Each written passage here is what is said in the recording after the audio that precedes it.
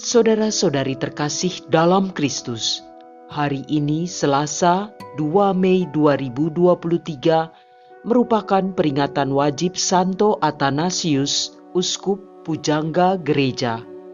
Bacaan dibawakan oleh Sirila Cahyoyanti, Mazmur dilantunkan oleh Fredrik Suciadi, dan renungan ditulis oleh Maria Monica.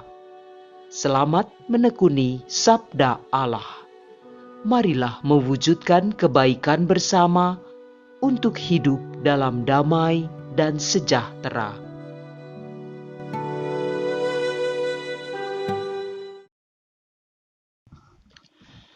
Dalam nama Bapa dan Putra dan Roh Kudus. Amin. Allah yang kekal dan kuasa, puji dan syukur untuk berkat-Mu pagi ini. Segala rencana dan kerja kami hari ini, kami persembahkan kepadamu. Biarlah Engkau membimbing, melindungi, dan menerangi akal budi kami, agar kami mampu merealisasikannya seturut kehendak-Mu. Demi Kristus Tuhan, perantara dan penerang hidup kami. Amin. Bacaan dari Kisah Para Rasul bab 11 ayat 19 sampai dengan ayat 26.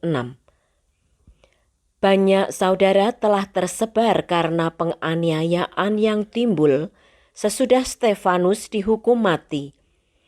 Mereka tersebar sampai ke Fenisia, Siprus, dan Antioquia. Namun mereka memberitakan Injil kepada orang-orang Yahudi saja.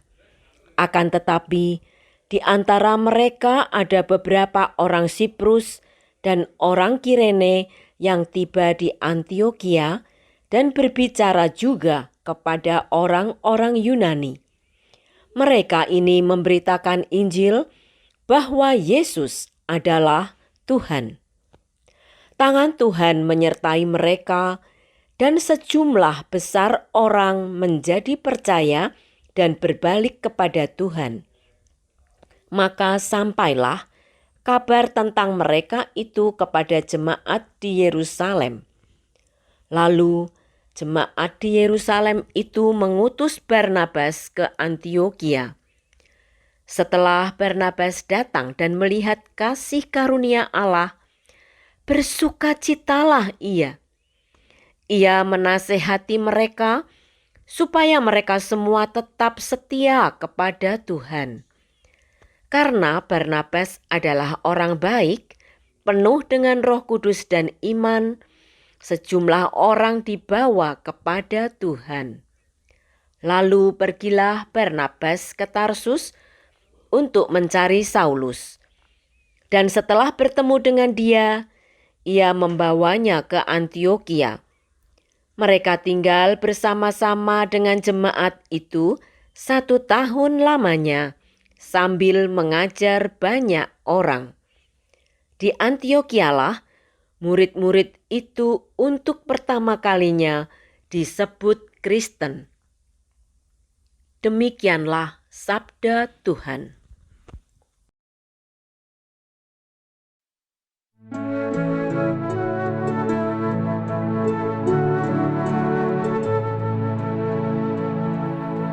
Pujilah Tuhan, hai segala bangsa. Di gunung-gunung yang kudus ada kota yang dibangunkannya. Tuhan lebih mencintai pintu-pintu gerbang Sion daripada segala tempat kediamannya aku. Hal-hal yang mulia dikatakan tentang Engkau, ya kota Allah.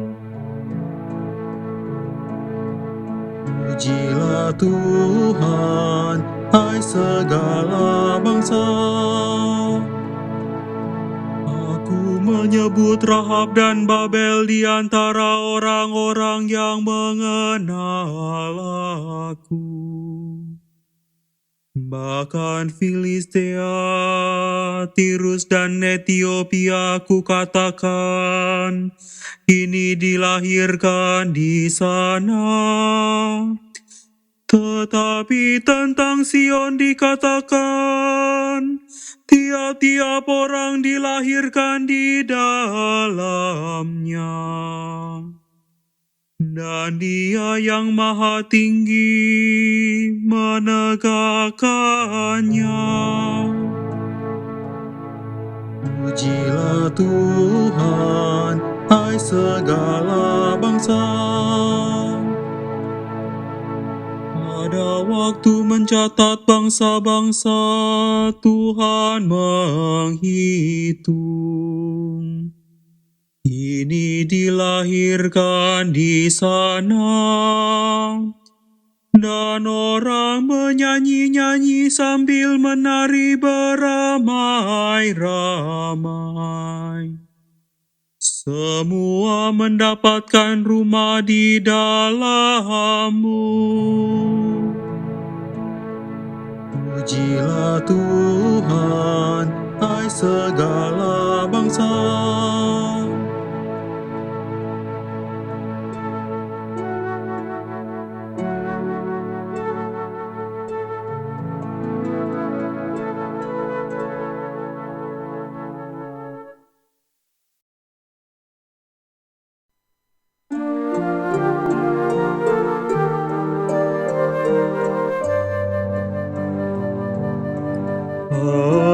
Haleluya, haleluya. Domba-dombaku mendengarkan suaraku, sabda Tuhan. Aku mengenal mereka dan mereka mengikuti aku. Haleluya, haleluya.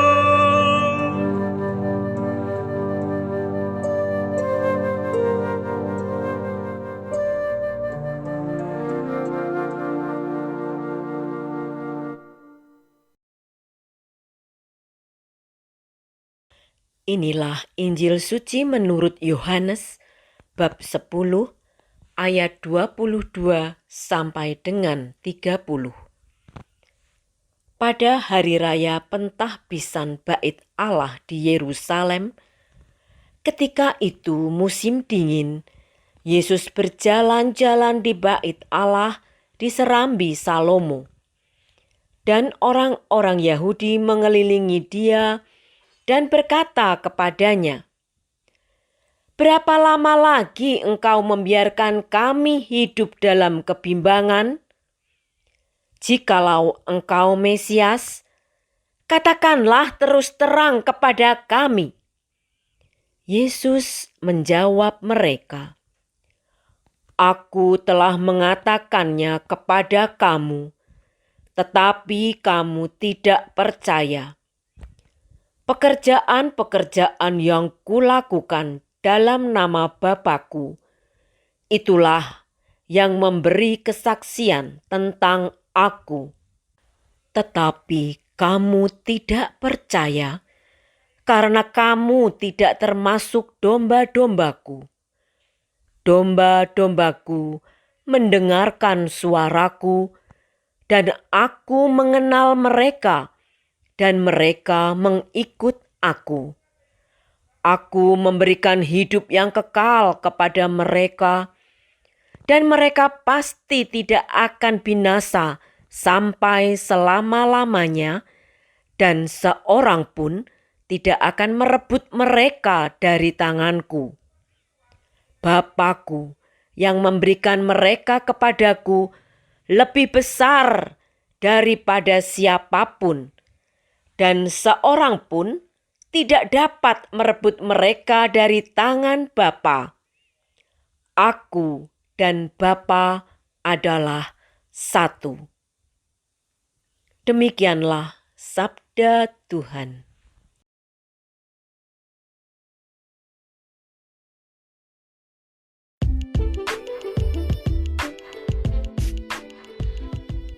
Berapa lama lagi kita harus bimbang? Renungan dibawakan oleh Maria Monica.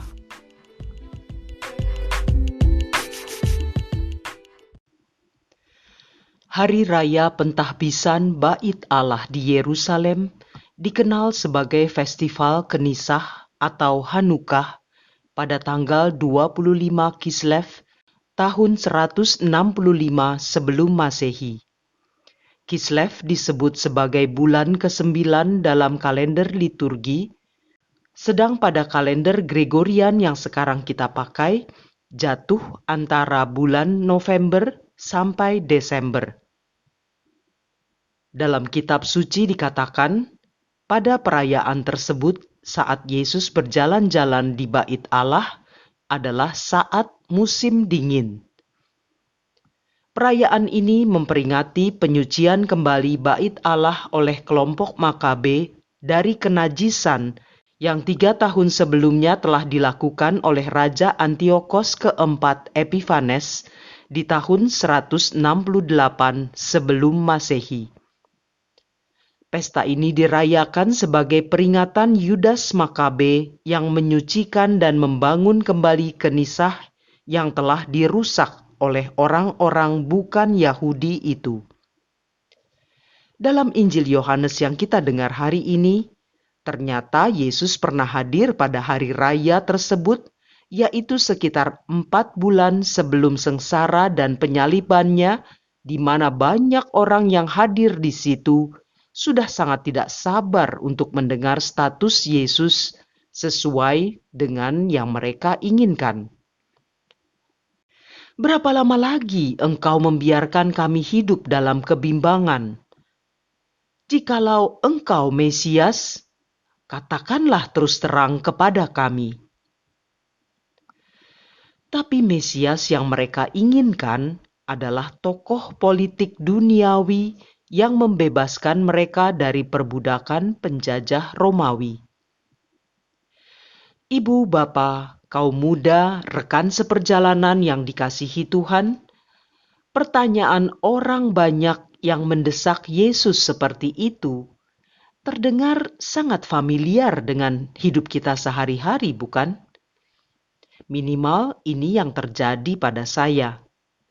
Saat saya sedang bergumul dalam masalah hidup yang berat, sering saya bertanya kepada Tuhan, sampai berapa lama lagi Tuhan membiarkanku hidup dalam kesulitan seperti ini?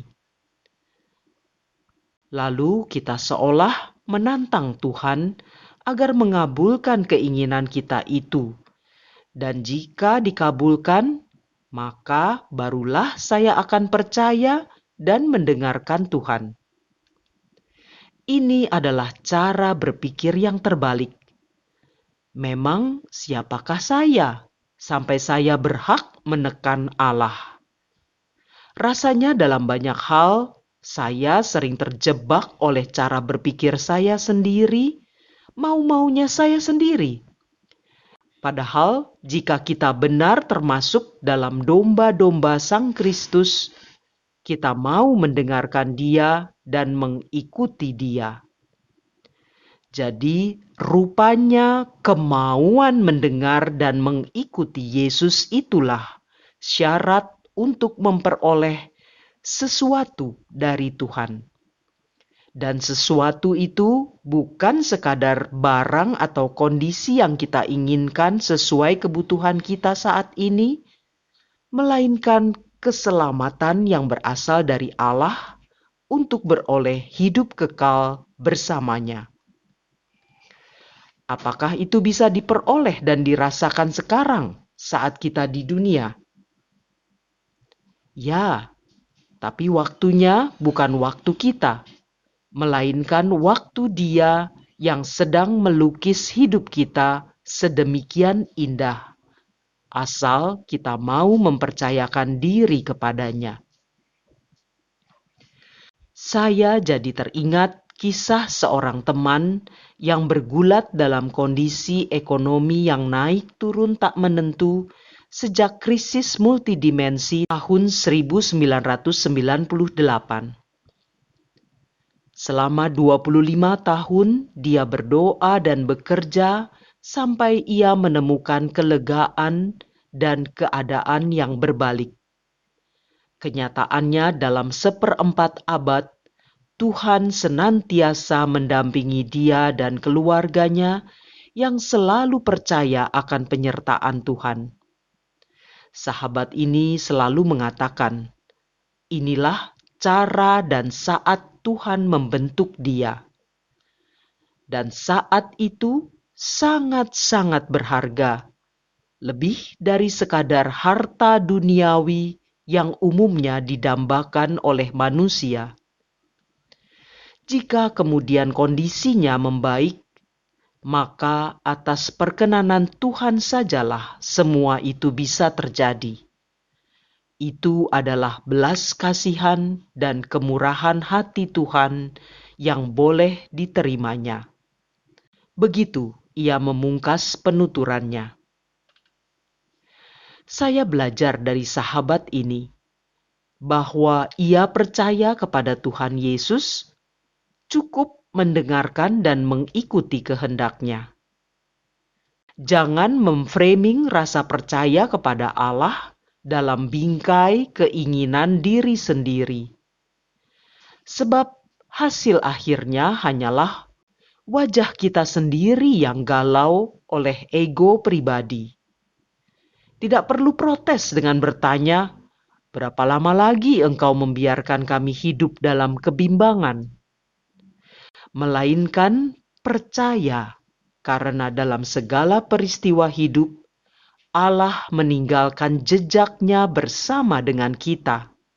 Bahkan jika jejak itu terlihat hanyalah sepasang, itu bukanlah pertanda kita sedang berjalan sendirian, melainkan Allah sedang menggendong kita.